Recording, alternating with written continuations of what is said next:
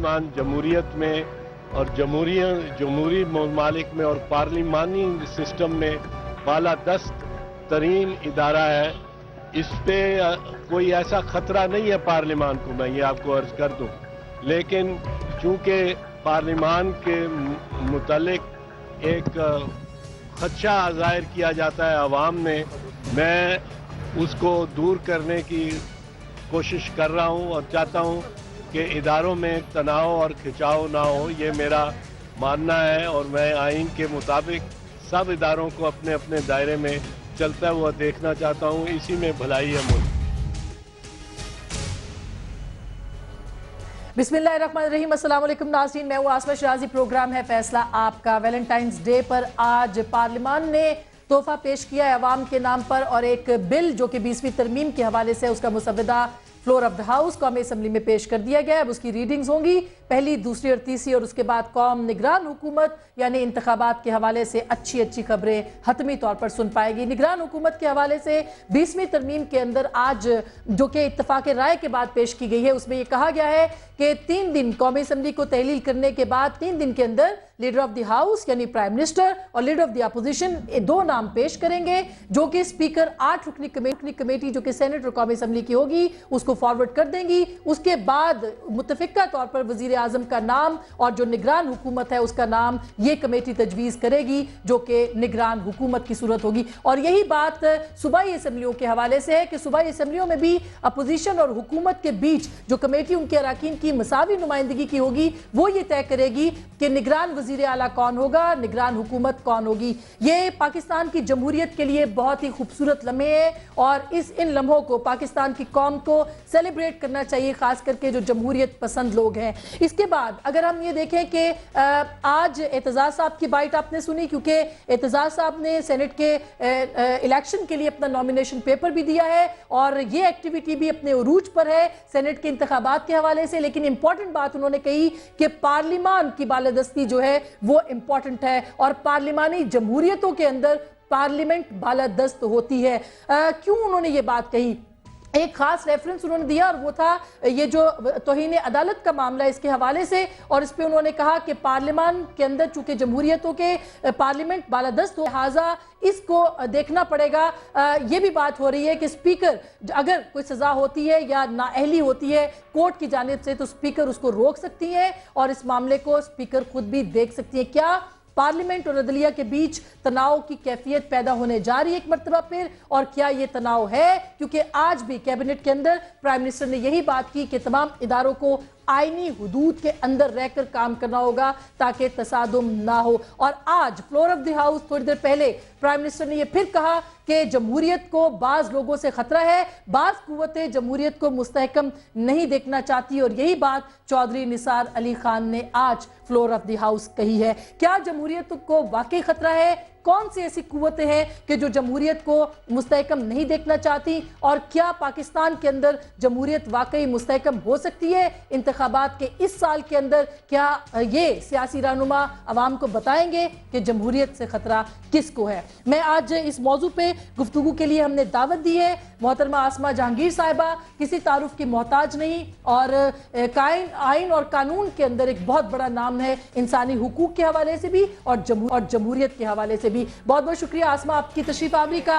फारूक अमजद मीर साहब मुझे ज्वाइन करेंगे, तहरीक इंसाफ के रहनुमा है, मुल्तान से ज्वाइन करेंगे। ये भी बात करेंगे कि जमहूरियत को खतरा किस किस से है। और यहाँ स्टूडियोज में मुझे ज्वाइन कर रहे हैं जनाब जाहिद खान साहब, सेंटर जाहिद खान अवामी नेशनल पार्टी के स्पोक्स पर्सन हैं और सीनियर रहनुमा भी हैं। जफर अली शाह साहब पाकिस्तान मुस्लिम लीग नवाज के सेनेटर हैं, वादा किया है आने का, थोड़ी देर में वो भी हमें ज्वाइन करेंगे इस प्रोग्राम में। गुफ्तगू का आगाज आसमा सबसे पहले आपसे करना चाहती हूँ, क्या कहना है वजीर आजम का कि बाज़ कुव्वतों या जो जमहूरियत है उसको, उसके इस्तेहकाम को खतरा है? कौन सा खतरा है जो कि हमारे सियासतदान नहीं बता पा रहे? किससे खतरा है जमहूरियत को?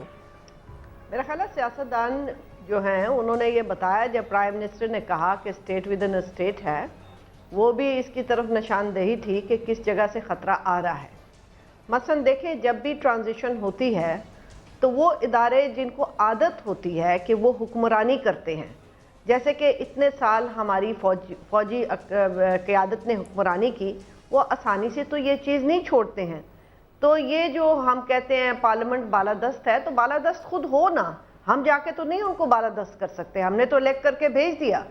मगर आपस खुद ये बालादस्त होने के ये कहना कि हम बालादस्त हैं, अगर आप बालादस्त हैं तो जब आपकी पार्लियामेंट्री कमेटी को ही उड़ा दिया था सुप्रीम कोर्ट ने, तब आपकी क्यों नहीं आपने आवाज उठाई मिलके? जब आपकी कॉन्स्टिट्यूशनल अमेंडमेंट्स के ऊपर सुप्रीम कोर्ट ने एक तरीके से अपनी जुरिस्डिक्शन में लेके ख़त्म कर दी, तो आप उस वक़्त क्यों नहीं बोले सारे? उस वक़्त ये अपनी अपनी सियासत करते हैं। इनको ये समझना चाहिए सियासतदानों को कि कुछ रेड लाइंस होती हैं। ये तो काम है हर अदालत का और सुप्रीम कोर्ट का ख़ास तौर पे, और हम इसको वेलकम करते हैं कि वो एग्जीक्यूटिव को अकाउंटेबल करे। मगर ये उसका काम नहीं है कि वो हर मसले के अंदर जुरिस्डिक्शन ले ले, यानी कि किसको कॉन्ट्रैक्ट देना है, किसको रखना है, स्टे ऑर्डर दिया हुआ है कि डीजीआईएस से कुछ लाना है या नहीं लाना, ये सुप्रीम कोर्ट का काम नहीं है। सही। और अगर कोई सियासी कोई हल होते हैं जमहूरियत को आने के लिए, मेरा ख्याल है कि सुप्रीम कोर्ट को एक चीज़ जो सियासत और कानून से अलहदा होकर चीज़ें देखनी चाहिए। मैं इस चीज़ को, आई एम सॉरी कि हम कहते हैं, हमारी सुप्रीम कोर्ट पहले भी इस चीज़ को नहीं समझ पाई थी कि जब जमहूरियत नहीं होगी तो उनकी भी कोई इज्जत नहीं होगी। दुरुस्त। आज भी उनको ये समझना चाहिए, मगर आज जब ये देते हैं फैसले तो इतने सेल्फ राइचियस तरीके से देते हैं, जैसे कि जिस इंस्टीट्यूशन को हमने बहाल किया, हमें कहते हैं कि अब हम उनको इंडिपेंडेंट ज़बरदस्ती कहें। इंडिपेंडेंट तो हम उनके फैसले देख के कह सकते हैं, हम कोई और चीज देख के तो नहीं कह सकते। आपके ख्याल में इत्तेज़ाज़ साहब ने क्या इसी रेफरेंस में ये बात कही है कि पार्लिमानी जमहूरियत के अंदर पार्लियामेंट बालादस्त होती है? उनको नजर आ रहा है कि आइंदा आने वाले दिनों में पार्लियामेंट और सुप्रीम कोर्ट के बीच भी खिंचाव हो सकता है, क्या आप इस पे कुछ कमेंट करेंगी? मैं नहीं कह सकती कि इत्तेज़ाज़ साहब ने किस लिए कहा, मगर ये नजर तो बहुत देर पहले ही आ गया था। ये कोई अब की बात नहीं है, कई महीने पहले नजर आ रहा था। और मैं बड़ी माजरत से कहती हूँ, देखिए सुप्रीम कोर्ट की अपनी डिग्निटी है, हमने उनकी डिग्निटी के लिए आज भी और आइंदा भी हम जद्दोजहद करेंगे, हम दुआ गो हैं उनकी डिग्निटी के लिए। मगर देखिए एक चीज़ होती है अपनी डिग्निटी खुद बनाना, जैसे मैंने कहा कि पार्लियामेंट को अपनी बालादस्ती खुद बनानी है, हमने नहीं जाके देनी है। सही। अब जजेस जो हैं, ये फारूक अमजद मीर साहब भी बैठे हैं, हमारे इलेक्शंस में वो इंटरफेयर करते हैं, गवर्नेंस की बात वो करते हैं। मैं कहती हूँ बेड़ा गर्क हो गया हाई कोर्टों का। हाई कोर्ट्स में जो जज लगाए गए हैं, माफ़ कीजिएगा सारे तो नहीं मगर बहुत सारों की कैपेसिटी ही नहीं है और स्ट्रेंथ पूरी नहीं होती है। क्यों? क्योंकि वो ऐसे जज चाहते हैं जो कि सारे एक जैसे सोचते हो। देखिए ये बड़ी एक ख़तरनाक चीज़ है, जहाँ पे पूरी कौम डिवाइडेड हो, जहाँ पे पूरी बार डिवाइडेड हो, मगर सारे जज एक ही सोच के निकले, तो ये एक फिक्र है कि नहीं? ये एक नहायत तशवीशनाक बात है। भुट्टो के मर्डर केस के ऊपर भी आपको डिसेंट मिली, बिल्कुल, लेकिन अब ये डिसेंडिंग नोट्स नहीं आ रहे। बिल्कुल आपने सही कहा, ये तो बिल्कुल एक जैसे कहते हैं ना कंपार्टमेंट ही बन गया है। सही सही। अच्छा, मैं फारूक अमजद मीर साहब आपकी तरफ बढ़ती हूँ कि ये बताइएगा कि आईनी हुदूद में क्या इदारे इस वक्त काम नहीं कर रहे, जो वज़ीर आज़म को ये कहना पड़ा कि इदारे अपनी अपनी आईनी हुदूद में काम करेंगे तो तसादुम नहीं होगा, गोया तसादुम है और आईनी हुदूद भी नहीं है, क्या कहेंगे आप? देखिए मेरा ये ख्याल है कि ये तसादुम जो अगर कहीं नज़र आ रहा है तो ये वज़ीर आज़म के अपने किरदार की वजह से है, उनके अपने कंडक्ट की वजह से है। NRO पे जो फैसला आया उस पर हुकूमत ने कत्तन कोई एतराज़ नहीं किया था और उन्होंने कहा कि हम इसको कबूल करते हैं, बल्कि अपना कोई वकील भी खड़ा नहीं किया। अब सिर्फ बात इतनी है, एक इदारा जिसका नाम सुप्रीम कोर्ट है वो ये कह रहा है कि इस जजमेंट पे जिस पे आपको भी एतराज़ नहीं था उस पर अमल दरामद कर दें। उस पर अमल दरामद ना करने की जो वजह अब अवामी हलकों में नज़र आती है वो सिर्फ ये है कि ये अपने सदर जो इनके पार्टी के को चेयरपर्सन भी हैं, ये उनके कुछ पैसे जो पड़े हुए हैं $6 करोड़ के करीब स्विस बैंकों में, उनको बचाना चाहते हैं। अगर ये ना हो और वज़ीर आज़म जो है इस NRO की जजमेंट पे अमल कर दे तो बाकी जो वो बात करते हैं उस पर शायद वज़न ज़्यादा महसूस हो और लोग ये समझने में हक़ बजानब हों कि चूँकि हुकूमत बड़ी ईमानदारी से चल रही है, एक्सक्यूज़ मी मेरा ज़रा गला ख़राब है कि हुकूमत बड़ी ईमानदारी से चल रही है, इसलिए बाकी इदारों को इनके सपोर्ट करनी चाहिए। बात यह है कि अवाम में तासुर यह है कि हुकूमत बेईमानी से चलाई जा रही है, इसको कोई ना कोई रोकने वाला होना चाहिए।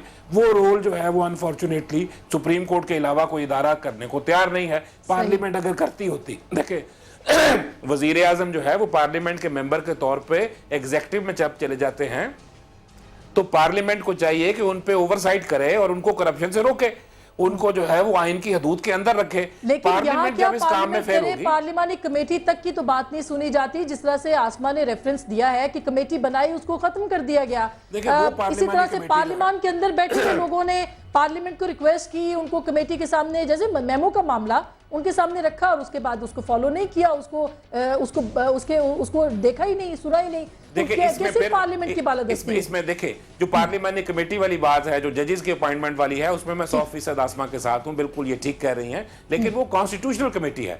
जो बाकी कमेटीज हैं वो कानून के तहत बनती हैं और उनका एक रोल जो है वो डिफाइंड है और पिछले यानी सैकड़ों साल से दुनिया के मुख्तलिफ ममालिक में वो चल रही है। अच्छा, ये मीर साहब, ये जाहिद खान साहब इससे इत्तेफाक नहीं करे। जाहिद खान साहब, आप पार्लियामेंट के अंदर भी हैं, पार्लियामेंट के नुमाइंदे भी हैं।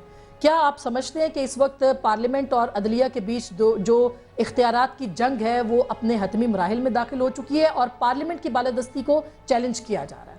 देखिए, मैं सिर्फ इस पे बात करना चाहता हूँ कि कानून जब भी कोई भी इदारा बनाता है तो वो कानून आईन में उसके डिफाइन किया गया हो कि ये इदारा अपने लिए ये कानून बना सकता है। सही। तो इसी तरह नेशनल असम्बली या सेनेट के जो कमिटीज़ है वो एक कानून के अंदर एक आइन के उस शेक के अंदर बनती है, उससे आउट कोई भी नहीं बन सकता है। तो मीर साहब की इस बात से इसलिए मैंने कहा कि इत्तेफाक नहीं, मीर साहब तो ये भी कह रहे हैं कि जमहूरियत को खतरा जो है वो करप्शन से है। वो 60 मिलियन की बात कर रहे हैं कि उन डॉलर्स को बचाने के लिए अब ये पार्लियामेंट की जंग बन। देखिए, मैं उस पर एक बात करना चाहता हूँ। ये ठीक कह रहा है कि जिस 60 मिलियन के डॉलर्स की बात तो हो रही है, क्या असमा 8,500 लोग जो उसमें और है जिसने 8-8, 9-9 मर्डर किए हुए, उस पर क्यों बात नहीं होती है? क्या एक 60,000 या 60 मिलियन डॉलर अहम है या एक इंसान की जान अहम है? मुझे ये बता दे कोई। अगर एक इंसान की जान अहम है तो वो जो लोग हैं जिनके ऊपर केसेस है वो भी तो बैठे हुए हैं ना। तो ये तो डायरेक्ट चीफ जस्टिस के अंडर आते हैं, लोअर कोर्ट्स की, उसका ऑर्डर करे, वो केस तो ओपन करे, उसको तो चलाए। जाहिद खान साहब बात को समझे नहीं मुझे अगर मैं जरा बात खत्म करूँ फिर आप करिए।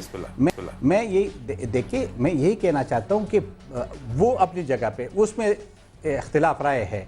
वो कहता है कि जी 248 के अंडर उसको इस्तिस्ना हासिल है और मैं लेटर नहीं लिख सकता हूँ। ये एक आईनी मसला नुक्ता है, ये अभी सियासी बन गया। देखिए, सुप्रीम कोर्ट अपना फैसला कर रहे हैं, लेकिन तारीख अपना फैसला लिखेगा। 2 फैसले होंगे, एक तारीख लिखेगा, एक सुप्रीम कोर्ट लिखेगा, और हमेशा के लिए ऐसा हुआ है। अगर आप देखें, पहले भी आप देखें, अदालतों ने फैसले किए, लेकिन साथ तारीख ने भी अपना फैसला लिख के दिया और बाद में उसी तारीखी फैसले शाह साहब को भी मैं खुशामदीद कहती हूँ। ये तारीख का फैसला और अदालत का फैसला, इन दोनों में फ़र्क थोड़ी सी वजाहत के साथ पेश करेंगे, जो NRO के हवाले से और प्रेसिडेंट की इस्तिस्ना के हवाले से। तारीख क्या फैसला लिखेगी कल को? तारीख फैसला वही लिखेगी जो कि ऑनेस्ट अदारे जो हैं, चाहे वो एग्जेक्टिव हो या जुडिशरी हो, मतलब जो वो according to constitution, according to law अगर वो फैसले करेंगे, अनमन तारीख वही लिखेगी जो वो फैसले करेंगे। और वो क्या हो सकते हैं? वो तो अभी पार्लियामेंट की बालादस्ती की बात हो रही है। पार्लियामेंट की मैं सुन रहा था कि आपने पार्लियामेंट की बालादस्ती की बात की है। हम दोनों में बने पार्लियामेंट की बालादस्ती। जाहिद साहब को नजर आ गई हो तो मुझे नहीं पता, मुझे नजर नहीं आई। मतलब वजह अभी लेटेस्ट 12 घंटे की बात करता हूँ। प्राइम मिनिस्टर साहब ने ये कहा कि नेटो फोर्सेस की सप्लाई का फैसला पार्लियामेंट करेगी। अभी 2 घंटे हुए हैं, डिफेंस मिनिस्टर ने कहा कि हम उनको सप्लाई कर रहे हैं, वो फूड की सप्लाई हम कर रहे हैं फिजाई रास्ते से। और उसको सबसे पहले किसने किया, कौम को बताया किसने? अपना कैमरन मेंटर ने। क्या जायद साहब मुझे बता सकेंगे वो कौन सी मीटिंग थी पार्लियामेंट की जिसमें पार्लियामेंट का ये फैसला हुआ था? नो। क्या बात करते हैं हम? एक और बात भी आपने कही है